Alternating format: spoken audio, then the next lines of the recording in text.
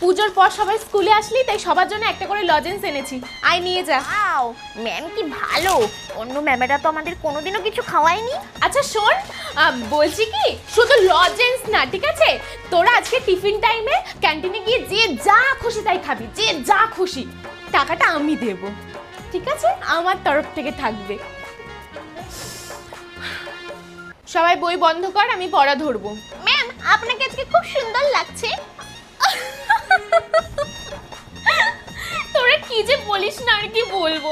আমাকে জানিস তো সবাই এই একই কথা বলে যে তুমি এত সুন্দর কিভাবে। আমি কি করে বলবো বল? কিন্তু আমি জানিস তো কোনো রকম কোনো মেকআপও করি না, আর নিজের যত্নও নিই না, তাও আমাকে এত সুন্দর লাগে। আচ্ছা, রাজা কুমিরের পিঠে চড়ে বনে যাচ্ছে, এখান থেকে রিডিং পড়। ম্যাম, আপনি এত সুন্দর রিডিং কি করে পড়েন বলুন তো।